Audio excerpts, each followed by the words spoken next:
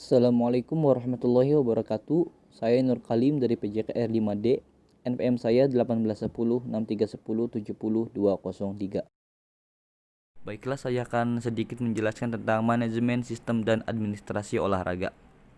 Manajemen menurut Draft dan juga Marshik pada tahun 1998 mengarahkan manajemen sebagai proses pencapaian dari target organisasi secara efektif dan efisien, yaitu melalui sebuah perencanaan, pengorganisasian, kepemimpinan, dan pengontrolan sumber daya manusia. Sedangkan menurut Dabrin, Ireland, dan juga Williams pada tahun 1989 mendefinisikan manajemen sebagai koordinasi dan proses integrasi dari pemanfaatan sumber daya organisasi, seperti halnya sumber daya manusia, sumber daya keuangan, sumber daya alam, informasi atau teknologi, dan juga lainnya. Sedangkan untuk mencapai tujuan yang spesifik, yaitu dengan melalui sebuah perencanaan, pengorganisasian, kepemimpinan, pengontrolan, dan sistematika pegawaian. Adapun menurut Harshi dan juga Blenhart pada tahun 1982 dan De Zekenzo dan juga Robin pada tahun 1999 mencatat tentang manajemen ialah manajemen itu bergerak ataupun bekerja dengan melalui perseorangan ataupun juga bisa bekerja melalui sebuah kelompok dengan tujuan untuk menyelesaikan target organisasi. Sedangkan di dalam buku Edukasional Administrator pada tahun 1955 memiliki penjelasan yang panjang tentang manajemen, yaitu manajemen ialah sebuah proses mutlak melalui orang yang tepat untuk sumber daya alam yang tersedia dan dibuat seefektif mungkin untuk mencapai tujuan dari organisasi. Sedangkan menurut Dewan Peninjau Manajemen Olahraga yang mewakili Dewan Asosiasi Olahraga Pendidikan Jasmani Nasional dan juga Manajemen Olahraga Masyarakat Amerika Utara pada tahun 1993 sampai 2000, mereka mendefinisikan manajemen olahraga sebagai ladang pembelajaran yang menawarkan latihan dan pendidikan spesialisasi yang dibutuhkan oleh individu yang mencari karir dalam banyak segmen industri. Akan tetapi, tanpa memperhatikan definisi tersebut, Zucker pada tahun 1980 mempercayai bahwa manajemen dengan kompetensinya dan juga integritasnya dan dengan penampilannya akan sangat menentukan dan sangat penting dalam kita memasuki milenium baru. Akan tetapi, teori-teori terdahulu juga praktek manajemen seperti yang kita pikirkan pada saat ini memiliki akar dari peradaban zaman dahulu, yaitu pada peradaban kuno, di mana kehidupan manusia dulu, penggalian lekai menemukan situs manusia kapak dari Olor Geseli dan juga Kenya, dan juga dari Olduvai Gorge di Tanzania, kira-kira 3000 sebelum Masehi. Sedangkan tulisan-tulisan kuno dari bangsa Sumeria kira-kira 2500 sebelum Masehi. Dan bukti-bukti fisik dari Machu Picchu dan juga Vilcabamba yang bertempat di perlindungan terakhir dari bangsa Inca dan juga Peru. Sedangkan piramid dan juga makam dari Bani Hasan di Mesir dan juga tembok raksasa di Cina. Dari setiap bukti menghadirkan kesaksian dari proses manajemen demi keperluan untuk menyempurnakan ragam budaya masyarakat di daerah tersebut.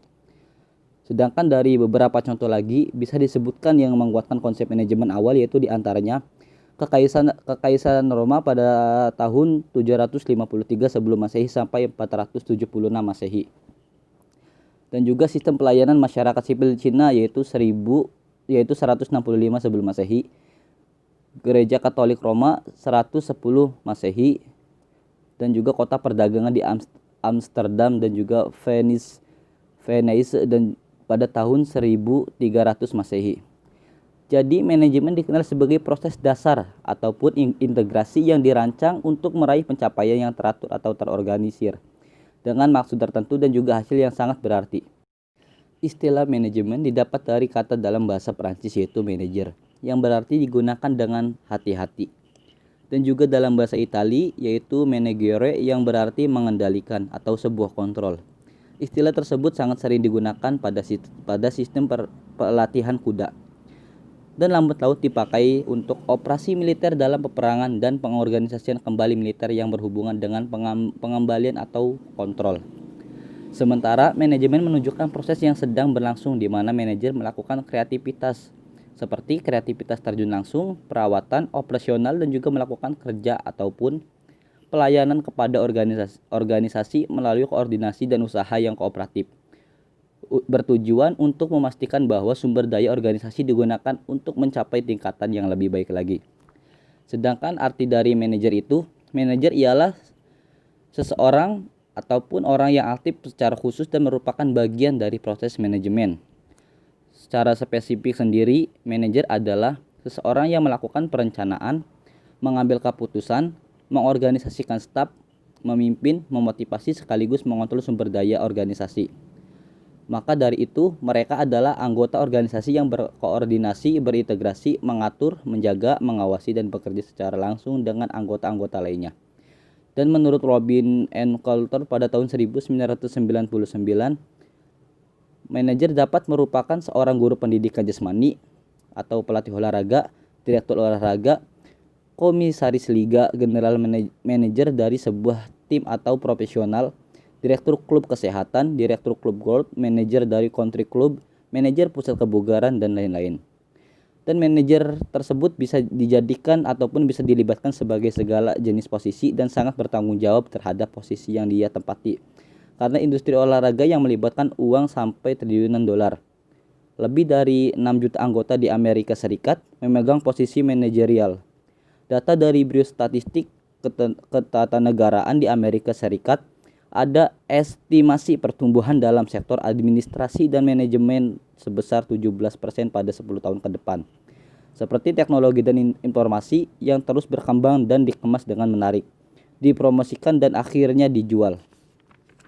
Dan oleh sebab itu, orang yang terlatih dalam mempersiapkan diri dengan baik-baik akan dipakai ataupun dipanggil untuk melaksanakan tugas manajerial yang begitu banyak yang memastikan proses pendidikan olahraga dapat berlangsung dengan efektif dan juga efisien.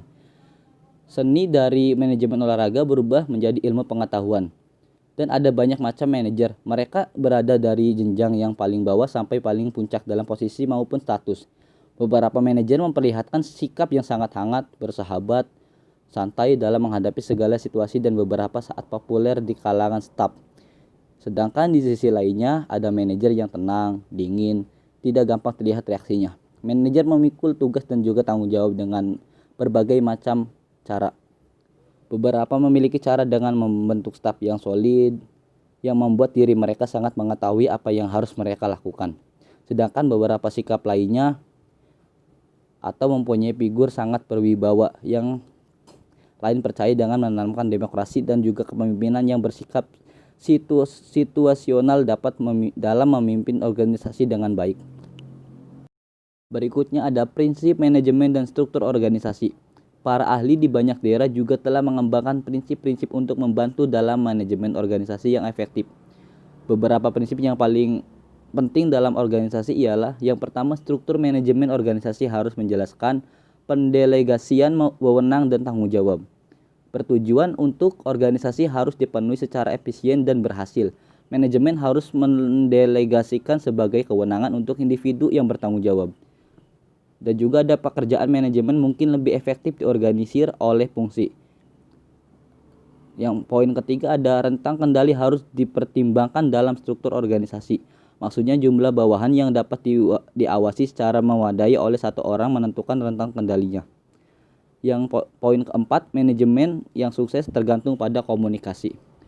Sebagai seorang manajemen, komunikasi sangat penting untuk keefektifan manajemen karena menghemat waktu, membantu menghindari pemborosan dan duplikasi, dan mempromosikan kerjasama antar departemen dan staf.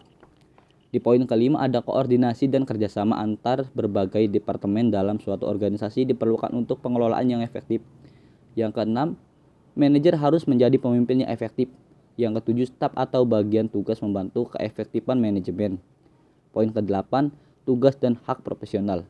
Yang dimaksudnya ialah setiap karyawan harus memiliki uraian tugas dan kebijakan yang tepat dan prosedur manual atau memiliki garis-garis panduan yang siap diakses. Yang ke-9, otoritas harus sepadam dengan tanggung jawab. Sedangkan di poin terakhir yaitu tidak ada bentuk organisasi tunggal yang benar-benar. Maksudnya adalah tidak ada faktor-faktor seperti ukuran, sumber daya manusia, dan kendala ekonomi seringkali menentukan struktur organisasi yang paling tepat untuk situasi tertentu. Sedangkan kesimpulan dari fungsi manajemen adalah untuk mengembangkan struktur organisasi, melalui tujuan pendidikan jasmani dan olahraga secara efektif dan efisien. Tujuan pendidikan jasmani dan olahraga yang akan dicapai adalah kebugaran fisik, keterampilan motorik, kognitif, dan perkembangan efektif seperti sosial dan emosi. Pendidikan fisik tujuan olahraga ialah melalui fisik adalah vital dan unit untuk pendidikan dan harus hadir untuk benar-benar mendidik seluruh individu. Tujuan pendidikan jasmani dan olahraga akan bervariasi pada setiap pendidikan dan lembaga. Asosiasi untuk tingkat kesehatan, pendidikan fisik. Namun, adopsi gaya hidup aktif secara fisik dan sehat tetap konstan di semua tingkat. Struktur manajemen untuk pendidikan jasmani dan olahraga yang diselenggarakan secara berbeda untuk SD, sekolah tinggi atau sekolah menengah. Sekolah menengah dan perguruan tinggi, universitas, yaitu pusat kebugaran dan organisasi lainnya dapat di sekolah dan juga perguruan tinggi mengakui bahwa organisasi manajemen formal maupun informal dan struktur mempengaruhi sebagai besar program ini penting bahwa organisasi saat ini adalah beradaptasi karena mereka terus-menerus berubah. Oleh karena itu penting dalam mengembangkan struktur organisasi. Ini ada administrasi olahraga.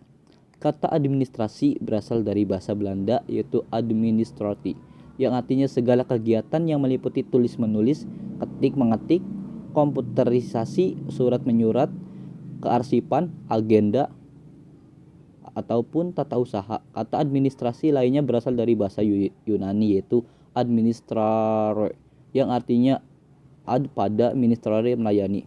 Maka kata administrasi berasal memberikan pelayanan.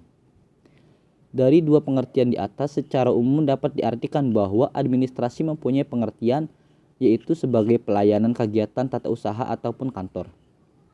Sedangkan pengertian administrasi untuk dapat memberikan pemahaman tentang pengertian administrasi tidak lepas dari kata asal-usul administrasi itu sendiri. Sebagaimana dalam bahasan sebelumnya, yakni kegiatan tata usaha kantor dan melayani. Menurut Profesor Prajudi Atmosdirjo, lembaga administrasi negara membedakan administrasi dalam dua pengertian, yaitu administrasi dalam pengertian sempit dan administrasi dalam pengertian luas. Yang dimaksud dalam administrasi pengertian sempit ialah ditinjau dari lingkup kerja yang sempit, yaitu hanya berkisar dalam kegiatan tata usaha kantor, seperti tulis-menulis, pengetikan, surat-menyurat, agenda, kearsipan, dan juga pembukuan lainnya. Sedangkan administrasi dalam luas dibedakan dalam tiga sudut, yaitu proses, fungsi atau tugas, dan juga keperanatan atau institusi. Yang selanjutnya di poin kedua ada yang namanya motivasi. Motivasi ialah untuk mengembangkan kinerja organisasi yang lebih baik, dibutuhkan niat dalam pengembangan suatu motivasi kerja yang tinggi. Dari beberapa definisi tersebut dapat disimpulkan bahwa administrasi mengandung unsur-unsur sebagai berikut, yaitu adanya orang-orang, adanya pedoman atau petunjuk, adanya kegiatan-kegiatan, adanya kerjasama, adanya rasionalitas, dan juga adanya tujuan yang hendak dicapai. Jadi administrasi adalah aktivitas untuk mencapai tujuan atau proses penyelenggaraan kerja untuk mencapai tujuan yang diinginkan. Jika dikaitkan dengan bidang olahraga, utamanya yang berhubungan dengan kegiatan yang bersifat turnamen ataupun pertandingan. Administrasi pengorganisasian dan sistem pertandingan sangat dibutuhkan. Hal ini menjadi dasar dari suatu penyelenggaraan olahraga ataupun turnamen, dimulai dari penyelenggaraan administrasi yang baik dan diakhiri dengan pertandingan yang sukses.